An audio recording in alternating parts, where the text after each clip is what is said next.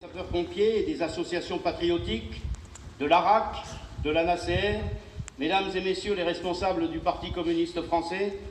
mesdames, messieurs, chers amis, chers camarades, c'est à moi que revient aujourd'hui la lourde tâche de conclure cet hommage à Sylvain Meyer, le dernier résistant velronais. Lourde tâche, ai-je dit. Et au même moment où je prononce ce mot de lourde, je lui associe paradoxalement celui de légère. Bien sûr, il n'y a rien de plaisant lorsqu'on vient évoquer un homme qui vient de disparaître. Devant un cercueil, on attend de la gravité, de la solennité. Pourtant, je ne suis pas sûr que Sylvain aurait apprécié qu'on se borne, pour évoquer une longue vie tout entière attachée à sa commune de Velleron, à des mots tristes et pesants. Car Sylvain aimait la vie passionnément. Et il suffit de se remémorer la flamme qui pétillait dans son œil lorsqu'il évoquait la chasse, qui fut une de ses passions, ou les parties de pêche auxquelles il y a peu encore il participait lorsque les pompiers, qui n'ont jamais oublié qu'il était l'un d'eux, l'emmenaient avec eux en bateau, ou son jardin miraculeux, ses vergers d'oliviers et l'exceptionnelle qualité de ses reines claudes ou de l'huile d'olive qu'il aurait absorbé le matin au déjeuner.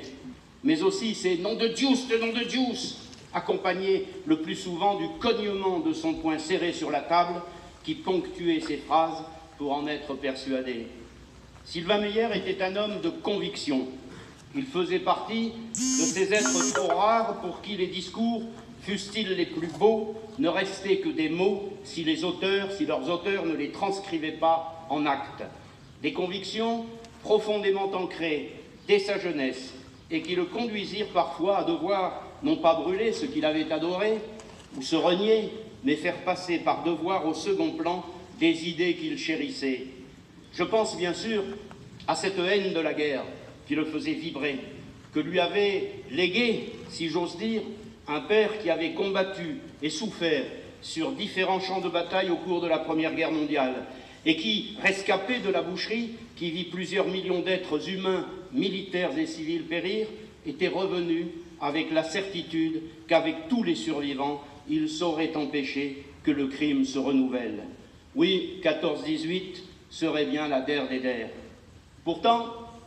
il était écrit que le jeune paysan de la ferme de la Pouillac, malgré cet amour de la paix chevillé à l'âme, qui lui fit sa vie durant déclamer dans les repas, les commémorations, les interventions au milieu scolaire, un poème de Maurice Rostand adjurant les adultes de ne pas offrir de journées guerriers à leurs enfants et petits-enfants, il était donc écrit que le petit paysan de la Pouillac serait obligé de surmonter sa répugnance parce que lorsque la guerre éclate, lorsque le pays est envahi, lorsque ce sont ceux-là même qui devaient le protéger, qui ouvrent la porte aux envahisseurs, alors a-t-on vraiment le choix?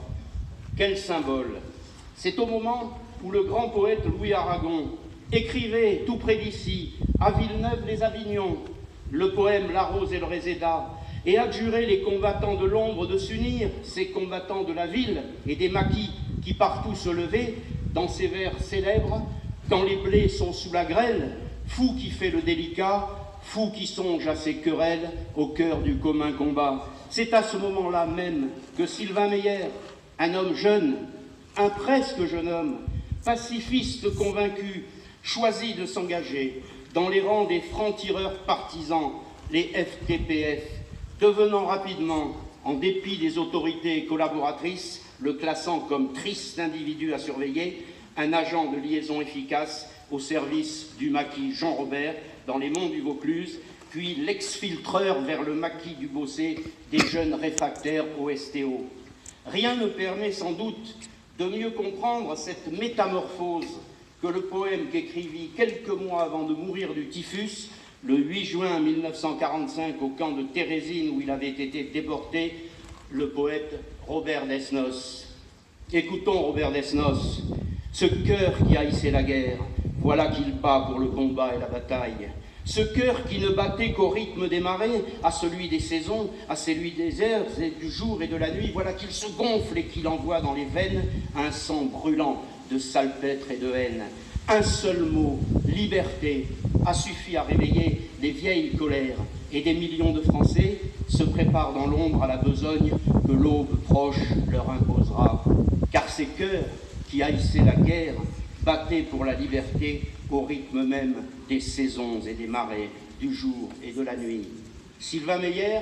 paysan, militant communiste clandestin, agent de liaison, que rien ne destinait à devenir un terroriste, comme disait alors la propagande de Vichy, devenu un adepte du sabotage et finissant même par faire sauter avec 2 camarades le train qui passait à Velleron.